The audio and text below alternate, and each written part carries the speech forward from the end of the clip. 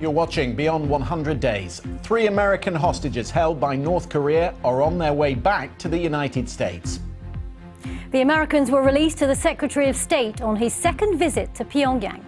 Mike Pompeo met for 90 minutes with the North Korean leader Kim Jong-un. Donald Trump says a date and location for the upcoming summit has been set. Iranian MPs burnt a US flag in the parliament after Donald Trump's decision to pull America out of the nuclear deal. The British Foreign Secretary says Europe will be sticking with it. Britain has no intention of walking away. Instead, we will cooperate with the other parties. Also on the programme, she's the first woman nominated to lead the CIA, but today Gina Haspel faced tough questions about allegations of torture. Under my leadership, on my watch, CIA will not restart a detention and interrogation program.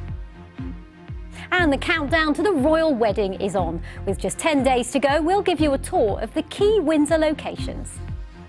Get in touch with us using the hashtag Beyond100Days.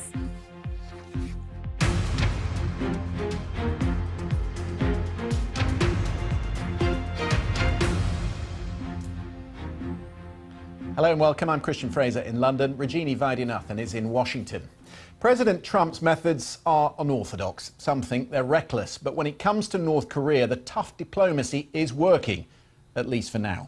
Today on Twitter, the president confirmed that Secretary of State Mike Pompeo was in the air and on his way back to Washington with 3 wonderful gentlemen that everyone is looking so forward to meeting.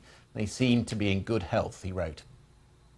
The 3 Americans reportedly walked onto the plane unaided. They are Kim Dong-chul, a pastor in his early 60s, detained in 2015 on spying charges. He was sentenced to 10 years hard labour. Kim Sang-duk, known as Tony Kim, worked at a university in Pyongyang. He was detained in April 2017, also charged with espionage. And Kim Hak-song, detained in May 2017, a self-described Christian missionary who was accused of hostile acts. Well, let's speak to our North America correspondent, Nick Bryant, who's with us. And Nick, the Americans had made the release of these 3 Americans a condition before the talks got underway. Nonetheless, Donald Trump will point to this, that his hardline approach is working. Absolutely. Validation that his unconventional approach to international diplomacy, all that fire and fury rhetoric that alarmed so many people in so many places around the world, has worked.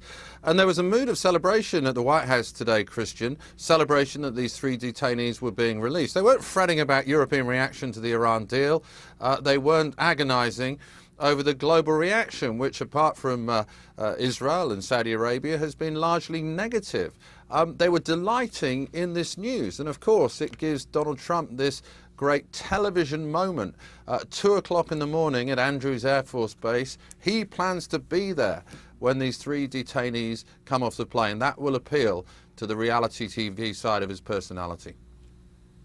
Thanks, Nick. Now let's get the thoughts of Robin Wright, Joint Fellow at the US Institute of Peace and the Woodrow Wilson International Centre, who joins me now. Robin, you've recently returned from South Korea. You were at the border, the DMZ.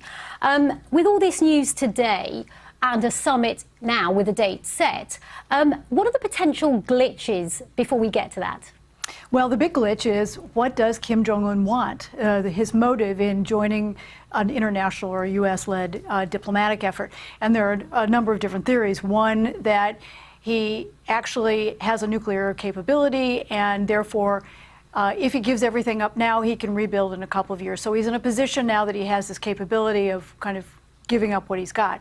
The second theory is that he's following the way of Asian communists like Deng Xiaoping in China, that he sees the opening up of the economy as a means of ending isolation. And that's really pivotal to North Korean, particularly its troubled economy at the moment. And the third theory, of course, is that he's really duping everybody, and that he doesn't really intend to give everything over, but he's willing to engage in a process that provide some benefits, particularly economically, for the North. So that's the really big question. There's a lot of great symbolism so far in the turning over of the 3 American detainees. It's all quiet at the demilitarized zone for the first time. The loudspeakers have been turned off. It's becoming increasingly a tourist attraction. But now we get down to the hard part, and that's the substance. Now, the substance, we've been told that they've set a date and a place. It's been one of the biggest awaited announcements. Where do you think it's going to be? We've been told it won't be at the demilitarised zone. Lots of other possible locations. What's your guess on that? Well, when I was there, the Americans were actually doing some prep work for the demilitarized zone. So they'd also been doing some backup work on both Singapore and Ulaanbaatar. So I think they're talking about early June. I think there was still a lot of places in play at the time. Robin, where does this leave Mike Pompeo? Because yesterday I was starting to think that he'd been cut off at the knees. He'd been trying to persuade perhaps Donald Trump to stick with the Iran deal, at least for another few weeks while he dealt with the Europeans. Today, he flies back from North Korea with these 3 prisoners and a date and a location for the meeting. Suddenly, the position of the Secretary of State is emboldened again. Well, I actually think Pompeo was one of those who was arguing to walk away from the deal. He had talked about regime change in the past, and I think he's been a hardliner along with John Bolton, the new national security advisor. But he does certainly come away as the lead negotiator with North Korea, and this is a pivotal moment for him to define himself as the leading foreign policymaker in the United States. And you were saying, I mean, they are easy concessions to make to release the 3 Americans. We should make the point, as the Americans tried to keep the other allies in the region on side, Japan and South Korea, that they have a lot of prisoners still in North Korea. Absolutely. The Japanese are very interested in this issue, and of course there are Americans held in many other places, including Iran. And the fact is, these people should never have been detained in the first place. So it's a concession, but it's in some ways a meaningless or easy concession. OK, Robbie, good to see you. Thanks very much for being with us. I was just thinking yesterday as we were watching this speech on the programme, Rajini, that he made reference to North Korea at the same time that he was talking about the Iran issue and the JCPOA. And what I thought was quite interesting about that is that he was saying, the JCPOA, I should say, what I thought was interesting about it was that he was saying, look, there's not going to be a similar deal for North Korea. You're not going to get sunset clauses and limitations to what you're doing. It is denuclearization for the relaxation of sanctions and nothing in between. But the problem he's got, of course, is that now he's torn up the Iran deal and said that's not for us. He does set the bar quite high. Yeah, and there's another problem as well. I was down at Capitol Hill yesterday, and some people I was speaking to there were saying the problem with what's happened with Iran means that there is some concern that actually if President Trump can rip up one deal, will people in North Korea but think that he's got the capacity to get into a deal that could then just be revoked a few years down the line? So there's an issue of trust, some people say, given what he did on Iran. OK, well, plenty of eyes in Washington, of course, on what the Europeans are going to do. The British Foreign Secretary, Boris Johnson, says the UK has no intention of walking away from the Iran nuclear deal, despite the United States pulling out. Together with European allies, they will work, he said, to salvage the gains that have been made. In Moscow, the Russian President Vladimir Putin said he was seriously concerned by the development. He's holding talks with Israel's Prime Minister Benjamin Netanyahu to try and resolve the acute situation. James Landale has this report. In Iran, there's a ritual way of denouncing the United States, and today they took it to the floor of their parliament, burning the US flag and shouting death to America. The country's supreme leader, Ali Khamenei, denounced President Trump's decision to abandon the deal that Iran struck to curb its nuclear program in return for lifted sanctions. But he warned that Iran would leave the deal too, unless European countries guaranteed their trade. If you can get a guarantee that we can put confidence in, then you can continue. If you don't succeed in obtaining a definitive guarantee, and I really doubt that you can, at that moment we cannot continue like this. For he knows that many in Iran believe the nuclear deal never provided the economic benefits they were promised. And on the streets of Tehran, people were worried about what the crisis would mean for them. The first feeling I got was that I should not stay here anymore. Even when we didn't have sanctions, our economy was terrible. And with this decision, I don't know what will happen. We are living in hope, and I hope our leaders will take decisions to limit the damage to our country. I remind the House that the JCPOA is an international agreement. In the Commons, the Foreign Secretary tried to reassure the Iranian people, echoing France, Germany, Russia and China, in promising to stand by the deal. Britain has no intention of walking away. Instead, we will cooperate with the other parties to ensure that while Iran continues to restrict its nuclear program, then its people will benefit from sanctions relief in accordance with the central bargain of the deal. Today, the UN watchdog, the International Atomic Energy Agency, confirmed that Iran's nuclear facilities were complying with the terms of the deal. But European leaders believe Iran must do more to restrict its behaviour in the Middle East, and the US must explain how. Wir wissen natürlich, dass dieses Abkommen auch nur für eine begrenzte Zeit. We know that this deal is only finding solutions for a limited space of time. That's why we have to talk with Iran about what happens after that. How can we make sure that there is just a civil and no military nuclear program? For this deal to survive, Britain and its allies are going to have to persuade European businesses to keep trading with Iran despite the risks. They're going to have to persuade Iran that that trade is valuable, it means jobs and investment. And they're going to have to persuade the US not to enforce those sanctions too harshly. Well, none of that is going to be easy. But that won't stop supporters of the deal from trying. Today, the Russian president used Moscow's victory parade to lobby the Israeli Prime Minister. President Macron of France spoke to his Iranian counterpart, and there'll be more discussions in London in coming days. The EU wants to exempt its firms from US sanctions, but few expect President Trump to bend, because he believes the financial freedom of the nuclear deal allowed Iran to fund its hostile behaviour in Syria and Yemen. He told his cabinet Iran will have to negotiate or something will happen. I would advise Iran not to start their nuclear program. I would advise them very strongly. If they do, there will be very severe consequence. This may not be the first time the US has been denounced on the streets of Iran, but it's rare that the echoes have been heard in the capitals of Europe. James Landell, BBC News. Well, I'm joined here in London by Sir Mark Lylegrand, who until last year was the UK's National Security Advisor. He also worked on the Iran deal between 2006 and 2009, during which time he was, of course, in close contact with the Iranian government. Welcome to the studio. Good evening, Christian. Good of you to be with us. So the deal seems to be that the Europeans will work for the time being towards JCPOA minus. The Europeans stay in as a whole and they try and persuade the Iranians to stick with it. Yeah, that is, I think, the short-term plan. The Europeans want to preserve the deal as best they can, as you say, JCPOA minus the Americans, with the view that eventually you might get to JCPOA plus, i.e. a bigger deal which involves the Americans and brings in not just the nuclear program, but also the ballistic missile program and indeed Iranian activity in the region. That is the big prize which President Trump hinted at yesterday in his speech might be possible at some point. The trouble with trying to keep the Iranians on board is that you have to persuade those European companies that are going to face sanctions by America that they can trade with Iran, and that's going to be very difficult. We heard yesterday from Donald Trump, you know, they're not going to give any quarter on that. Well, what Donald Trump said was that he would sanction countries that were assisting Iran in to build their nuclear program. Now, the definition of that is going to be difficult. If you're saying that by trading with Iran, they're gaining money and they're spending that money on the nuclear program, you could say that they will be sanctioned. But you're absolutely right, Christian. This is the crucial point. The Americans actually don't trade much with Iran. They're not investing in Iran. Iran is not investing in the United States. So what is at stake here is the other countries, particularly the Europeans.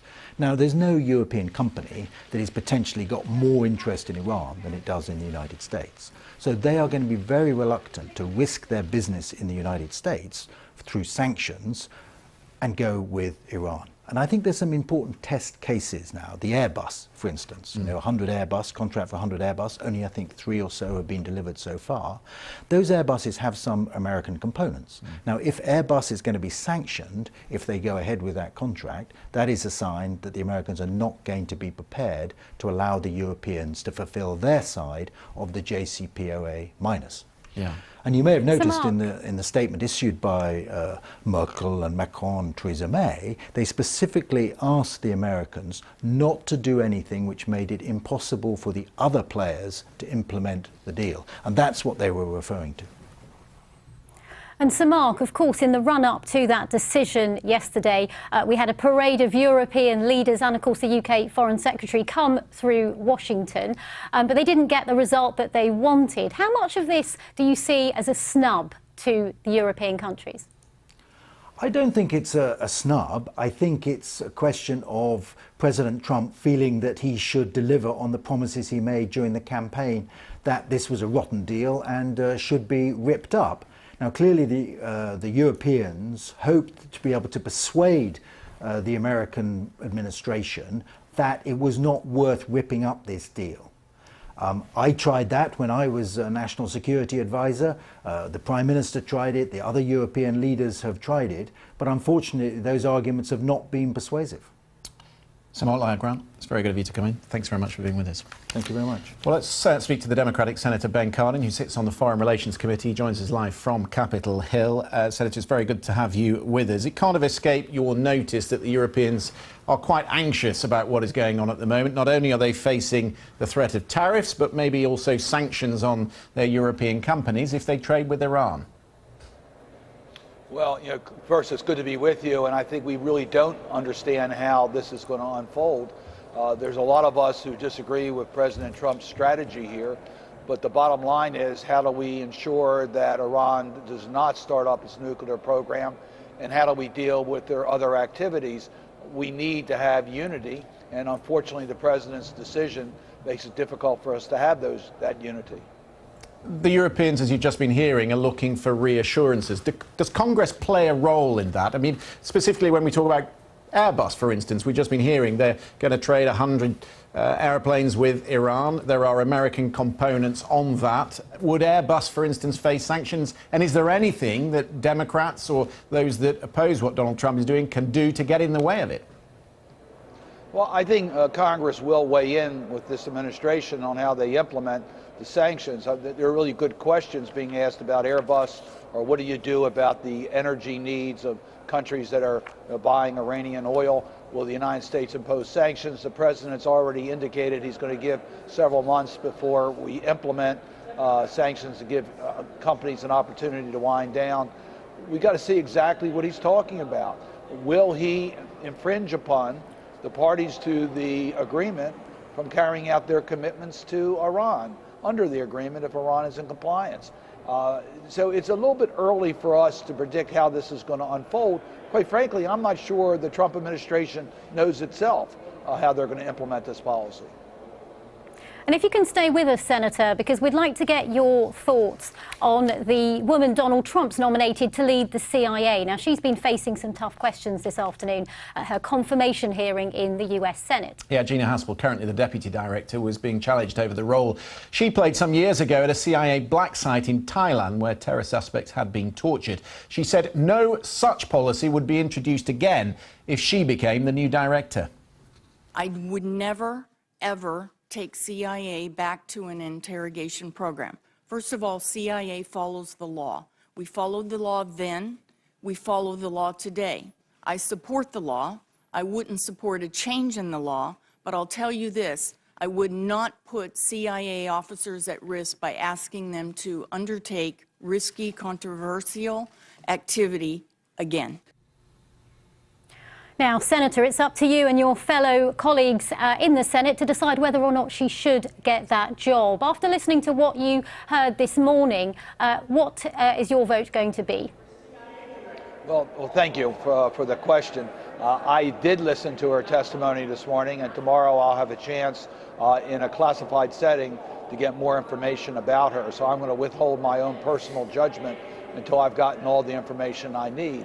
I think the troublesome parts are the fact that she participated in these enhanced techniques, torture, and why did she participate? And secondly, her knowledge about the destruction of the tapes is still an issue that is a major concern. So I'm going to withhold judgment until I have a chance to review all the information. And Senator, assuming she does get confirmed, how much could this put her on a bit of a collision course with President Trump, given what she said today about how she doesn't support torture, given what the president said about how he might? Well, torture is illegal, and it's very clear that the directions have been given against the use of these enhanced techniques in torture. So that is clearly the policy of our country.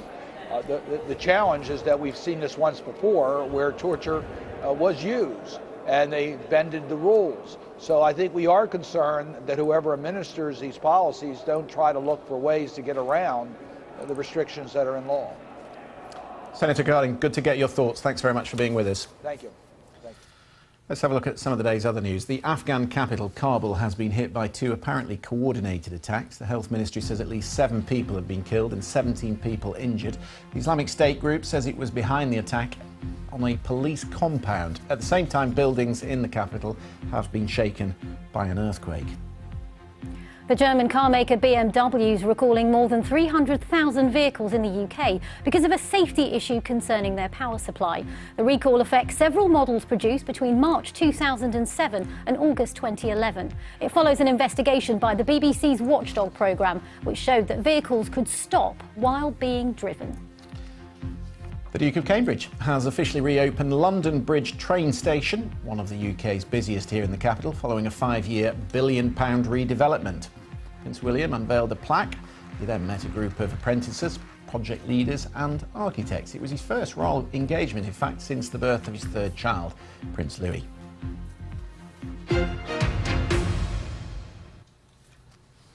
Now, sticking with the royal wedding theme, the countdown has begun. We're just 10 days away from the UK's royal wedding. Prince Harry is, of course, to marry the Hollywood actress Meghan Markle in Windsor a week on Saturday. A fine English castle it is too. And I've been down to take a look with some thoughts on how the big day is going to unfold.